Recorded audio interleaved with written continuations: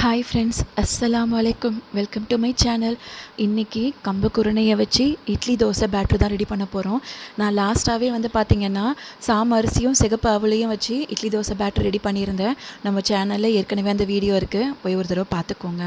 இது கம்பு குருணையை வச்சு நான் பண்ண போகிறேன். இது எந்த கப்பு நம்ம மெஷர்மெண்ட் கப் எடுக்கிறோமோ அந்த கப்பில் 2 கப்பு ஃபுல்லாகவே நான் கம்பு அரிசி எடுத்துக்க போகிறேன்.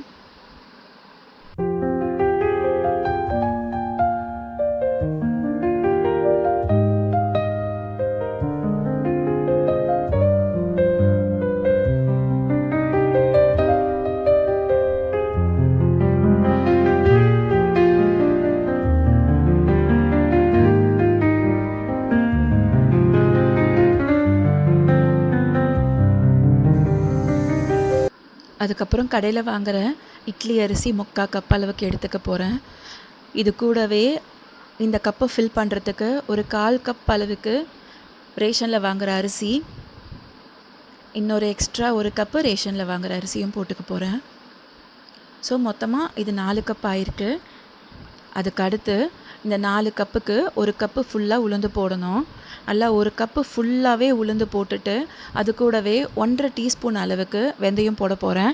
இந்த வெந்தயம் போட்டதுக்கப்புறமா இந்த அரிசியையும் உளுந்தையும் நல்லா கழுவிட்டு நல்லா நைட்டு நம்ம ஊற வைக்கிறோம் அப்படின்னா காலை வரைக்கும் நல்லா ஊறணும். காலையில் ஃபஸ்ட்டு உளுந்து அரைச்சிட்டு அதுக்கப்புறமா இந்த கம்பு அரிசி மிக்ஸ் பண்ணி வச்சுருக்க இந்த மிக்சரையும் நம்ம அரைச்சிடணும். அரைச்சி 2த்தையும் மிக்ஸ் பண்ணிடணும். காலையில் அரைக்கிறோம் அப்படின்னா ஈவினிங் வரைக்கும் நம்ம வெளியே வச்சுருந்தா தான் இது புளிக்கும். ஏன்னா நார்மலாக நம்ம செய்கிற இட்லி தோசை மாவு பார்த்திங்கன்னா 4 ஹவர்ஸ்லேயே பிடிச்சிடும். பட் இது பார்த்திங்கன்னா கம்பு நம்ம சேர்த்துருக்கிறதுனால இது புளிக்கிறதுக்கு 8 மணி நேரம் கண்டிப்பாக ஆகும். ஈவினிங் வரைக்கும் வெளியே வச்சுருந்தீங்கன்னா ஓரளவுக்கு நல்லா புளிச்சு வரும். இதில் இட்லியும் நல்ல சாஃப்டாக இருக்கும். இதில் தோசை சுட்டாலும் நல்லா கிறிஸ்பாக இருக்கும். கலர் மட்டும்தான் லைட்டாக சேஞ்சஸ் ஆகுமே தவிர டேஸ்ட்டில் எந்த ஒரு டிஃப்ரென்ஸுமே இருக்காது. மற்றபடி இது ரொம்ப ரொம்ப ஹெல்த்தியஸ்ட் வெர்ஷன். நார்மல் இட்லி தோசையை விட கண்டிப்பாக நம்ம வீட்டில் இருக்கிற பெரியவங்களுக்கும் சரி, நமக்கும் சரி, குழந்தைங்களுக்கும் சரி இந்த மாதிரி பேட்டரை ரெடி பண்ணி அதில் இட்லி தோசை போட்டு கொடுக்கறது ரொம்ப ரொம்ப நல்லதும் கூட. அடுத்த வாட்டி இந்த இட்லி தோசை மாவு ரெடி பண்ணதில் நான் இட்லியையும் தோசையும் எப்படி நல்லா வந்திருக்குன்றதை உங்கள் கூட ஷேர் பண்ணிக்கிறேன். அவ்வளோதான் friends, thank you so much.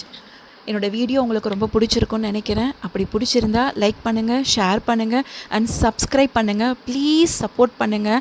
Thank you friends. அஸ்ஸலாமு அலைக்கும்.